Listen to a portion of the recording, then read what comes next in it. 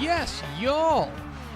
From the Dave Campbell's Texas Football Mothership in beautiful Carrollton, Texas, it is DCTF Live, your favorite internet show, we hope. My name is Greg Tepper. I am the managing editor of Dave Campbell's Texas Football Magazine. I don't have a copy of. Well, that puts you in company with all the angry people around the state. And you know what? That's not true. And TexasFootball.com. Thank you for spending part of your day with us. I'm sitting over there is Max Thompson. Hello, Max. I want to get to your accusation though, because magazines are now, I think, abundantly available. There are some places like especially if you. I mean this in the nicest possible way, because my favorite places in Texas are small towns, but especially in small towns, it may not be at your local store yet, but it is coming very, very quickly. So, come on. And go get it. It's a 2016 summer edition of Dave Campbell's Texas Football. Today is Tuesday, July 5th, 2016, episode 163, number of home runs that Rick Helling gave up in his illustrious Texas Rangers career. Good old Rick Helling. He was North Dakota. He was an ace. He was an ace for a while for them. Yeah. A little bit later, we will be joined by the official recruiting analyst of Dave Campbell's Texas Football, James Lott, to talk about defensive ends in the Lone Star State in the class of 2017. And in a moment, we got some headlines, including 22 Texans are heading to Oregon for a big marketing ploy. Recruiting camp. We'll get into that in just a moment. It doesn't feel like Tuesday because we were back at work after the long weekend. How was your 4th of July weekend? Awesome. Yeah? I didn't really do anything. Neither did I. It was much needed. Nothing needed to be done. Yeah, we didn't do a whole lot either. We went to a little concert down the road. We went to a movie and all that fun stuff, but we didn't do a whole lot. The one thing we did do, so we sat on our couch and we watched pretty much the entire OJ 30 for 30. Funny coincidence. Did you guys do it too? We got through 4 of them. Okay. We have 1 to go. So spoiler alert.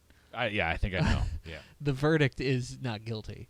My wife was not familiar with this really at all. She knew that it was a big deal. She remembers the Bronco chase. Right. And she remembers that he was found not guilty. Yes. That's basically the extent of her knowledge, and so this blew her mind. Yeah. And I'll tell you, I had read up a fair amount on the trial, because that's one thing we learn a lot in journalism schools about how this was covered. So the media aspect was super fascinating to me. So I knew a fair amount, but I learned a ton about it.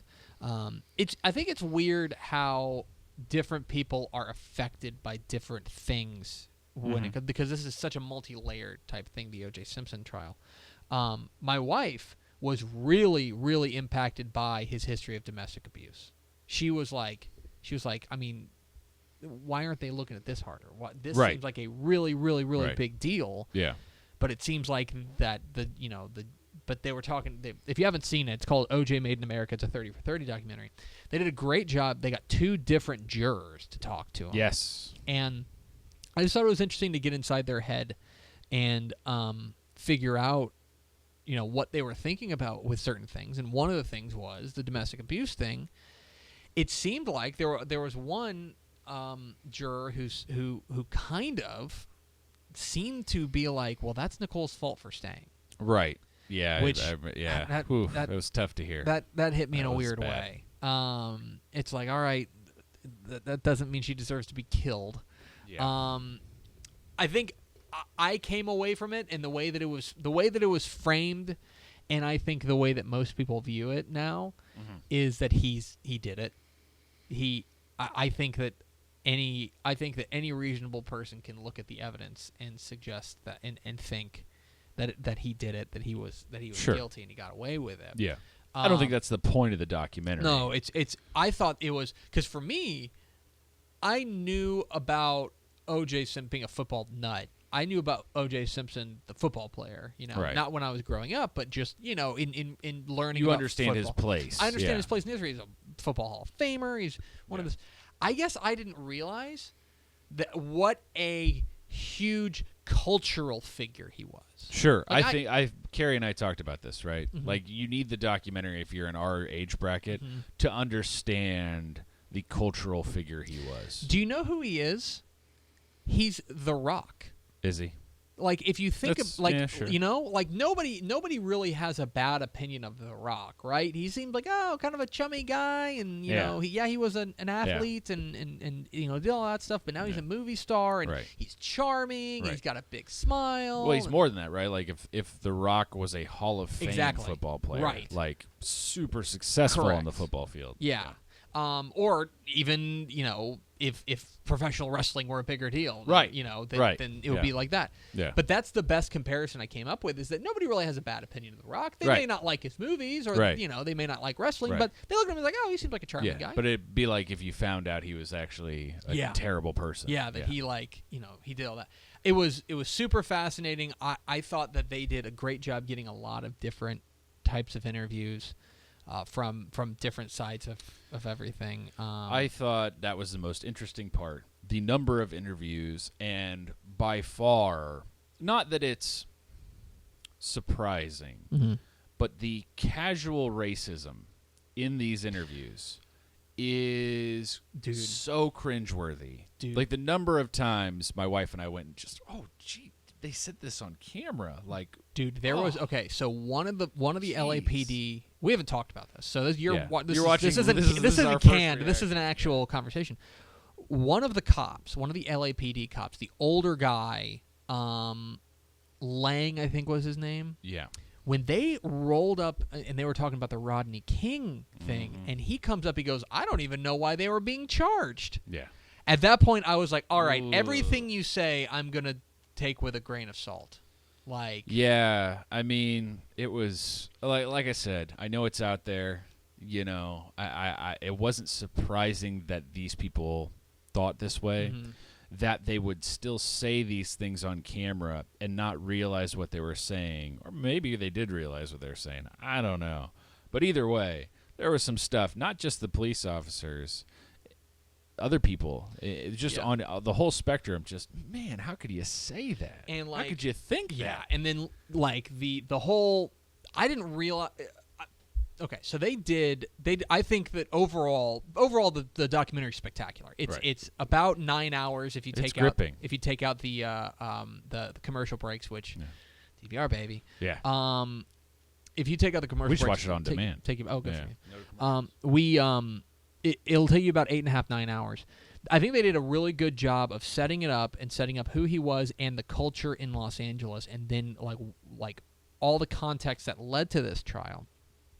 And then the trial, I think they did a good job of hitting the keynotes, but like they could have gone so much deeper and so much more granular if they wanted to, because you feel like it's almost like a tidal wave rushing over you. You're like, we could spend another 20 minutes on every single topic here. They didn't mention Kato Kalin barely at all. Right, and he was a star before anything else happened. He was at the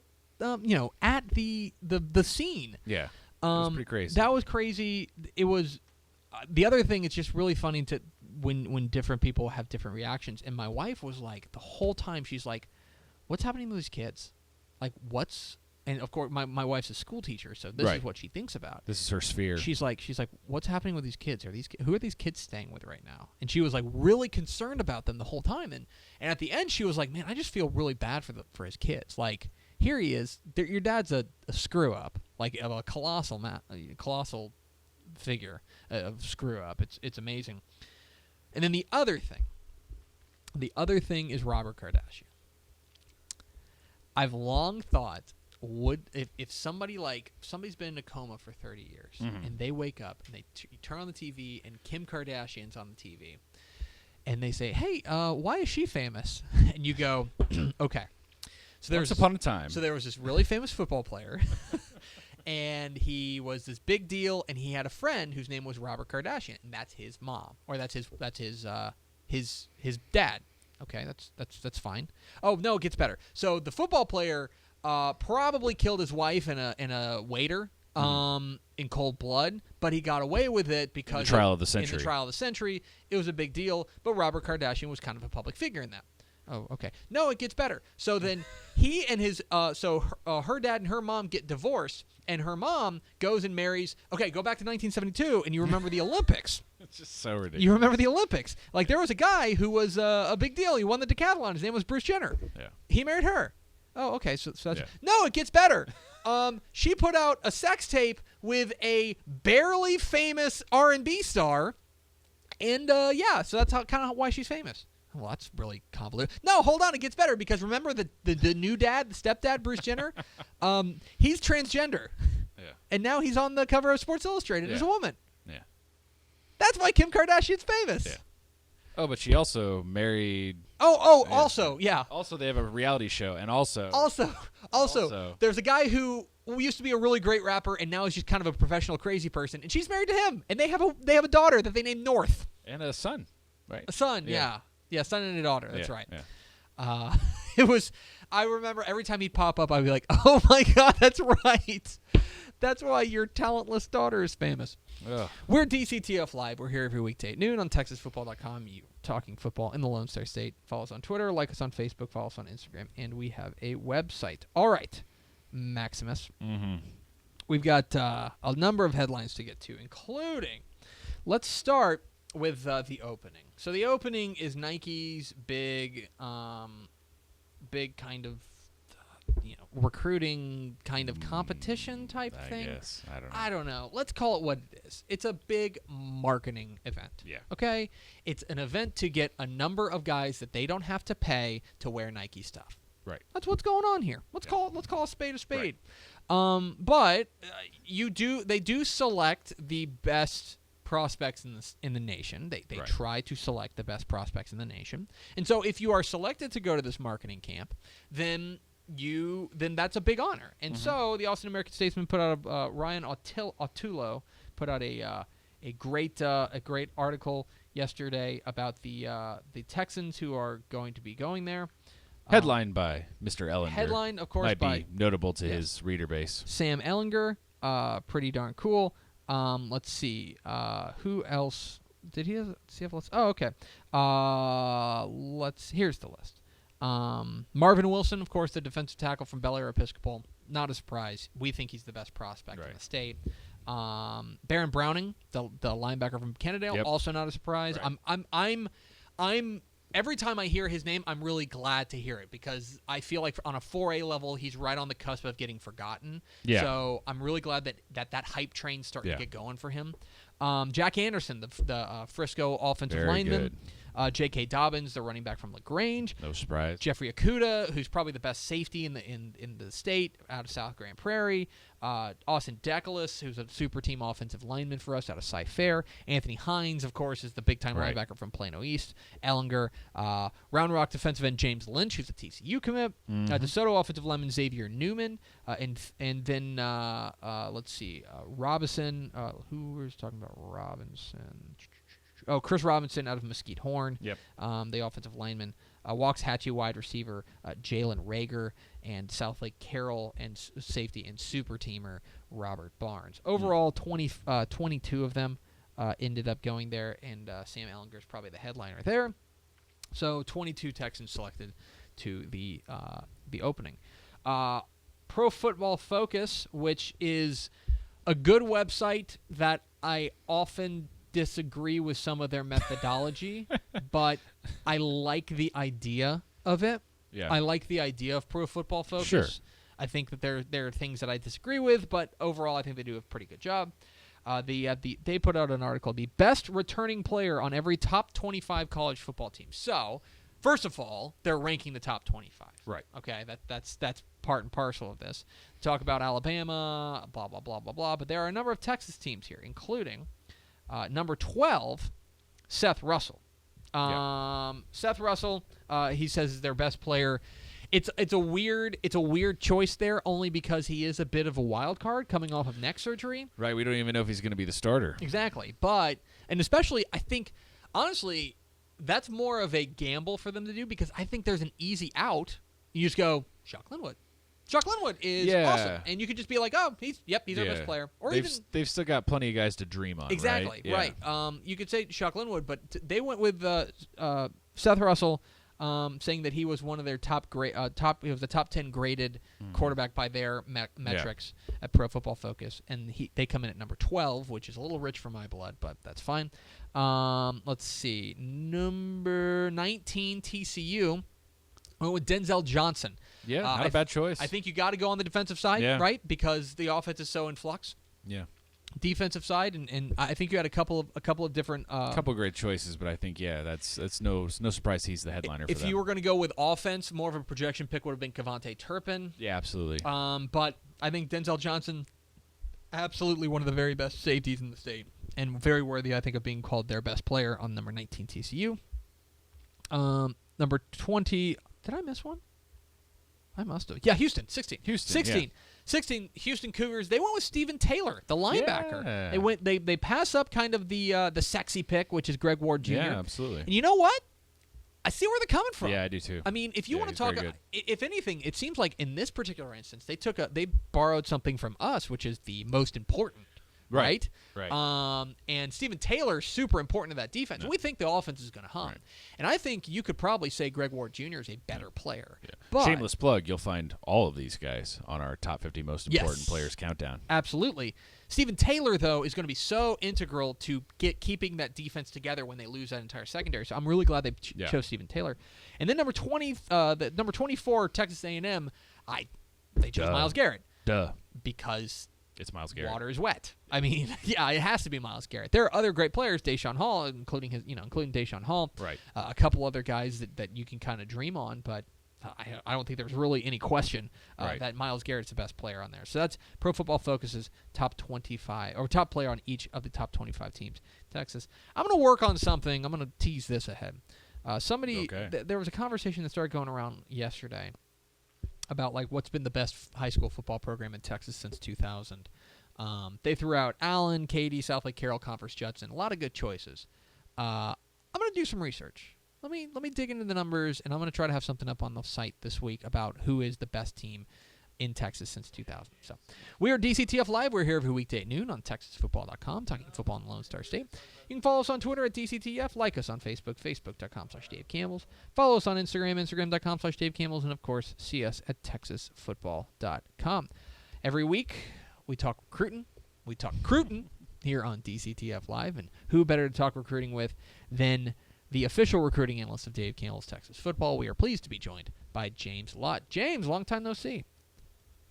Fellas, what's going on? How's it going over there? How was your 4th? Beautiful. Hung out with the kids down here in Frisco. Went out there a little bit too early. Got out there about 4 o'clock. By about 4:30, I was out of gas, and my kids were still rolling. Mm-hmm. No, you got to put on the governor these days. You got to kind of even it out. Exactly. Absolutely. Yeah, I should have waited for 5 minutes before the fireworks to start before I went out there, but oh well. We are here talking today about defensive ends, and there's a handful of really impressive edge rushers here in the Lone Star State, guys who don't necessarily fit that mold as the offensive outside linebacker, but rather look like purebred defensive ends, purebred edge rushers, and a couple of defensive tackles as well.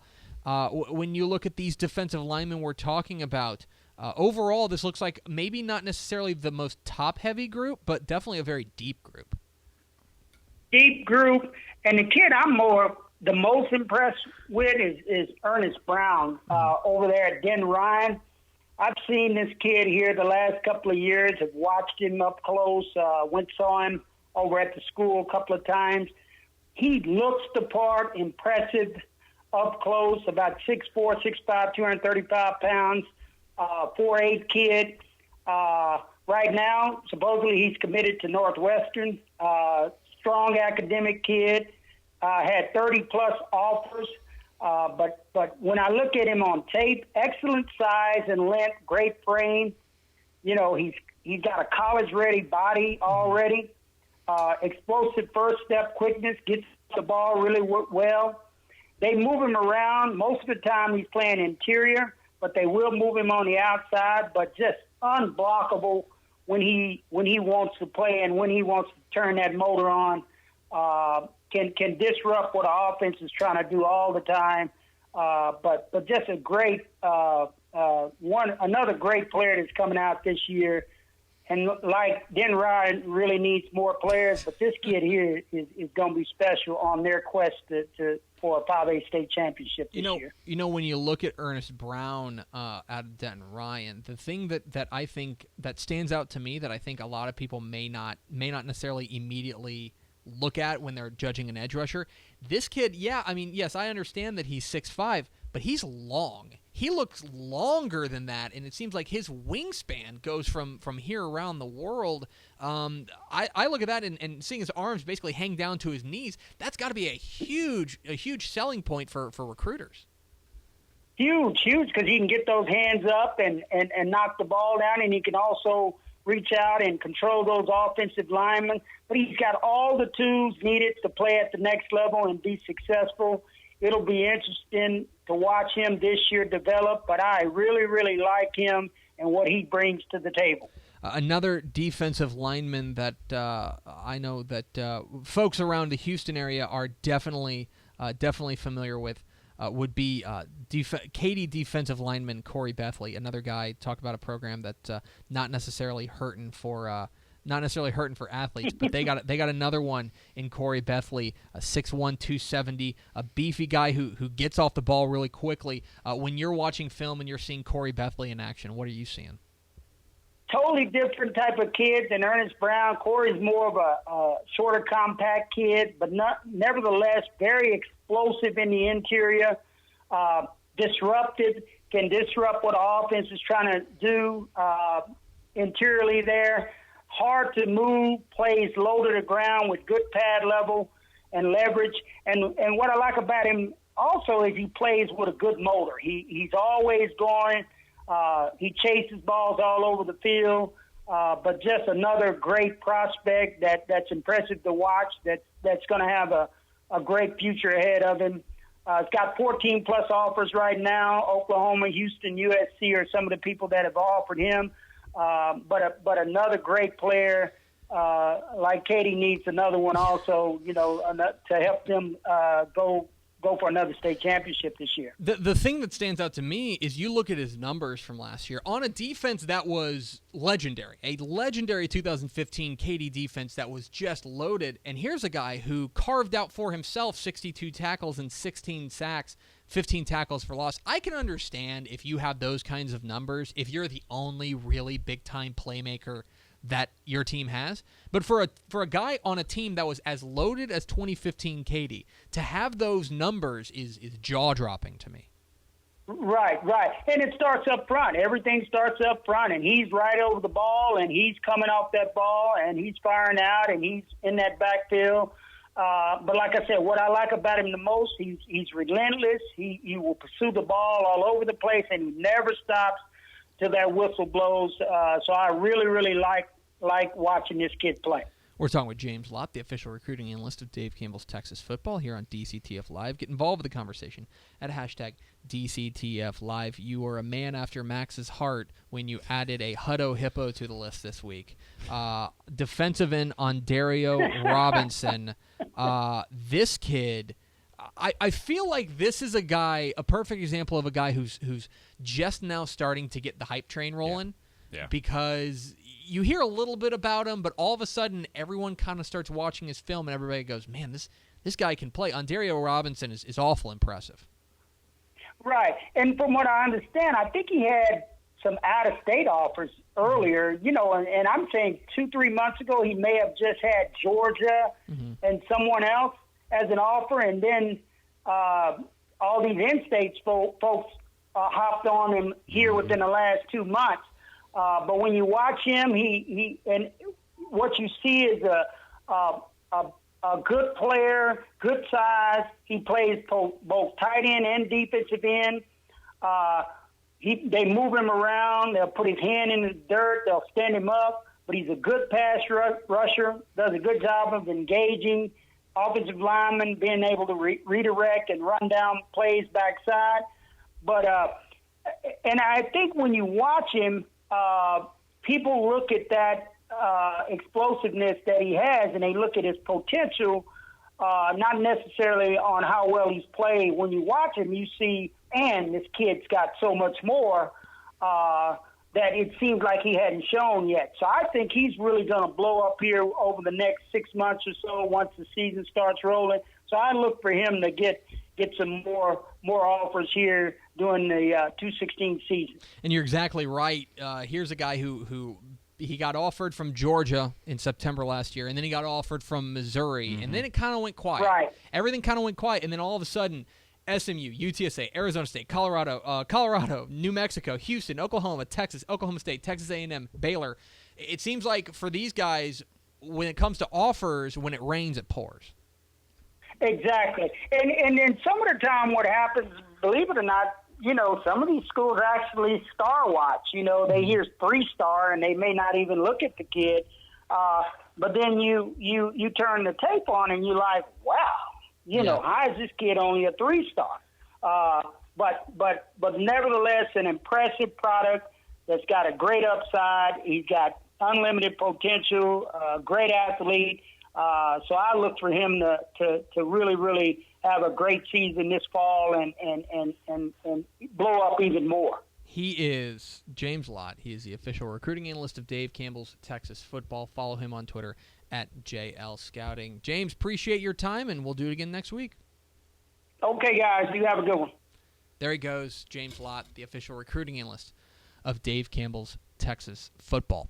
And I'll tell you, that's one of the things that kind of drives me nuts about recruiting. Is he called it star watching. Yep. That it's like, but really it seems like this is we're all waiting for everyone else to say something, and then we all just want to agree with it. Right. Like we're like Ondario Robinson at Hutto didn't get significantly better in the in that span between when he got the offer from Georgia and when he got the offer from Oklahoma. He didn't get significantly better. Right. I mean, he probably got better, but he didn't all of a sudden be like, wow, this kid's amazing. It's just that I think recruiting's just in a lot of ways it's a copycat league. Yeah, we talk about like the NFL, like one team does the Wildcat and then they all do the Wildcat, right? It's kind of like that. One team offers Ondario Robinson, and then I feel like other teams like, oh no, we wouldn't offer him too. He's great too.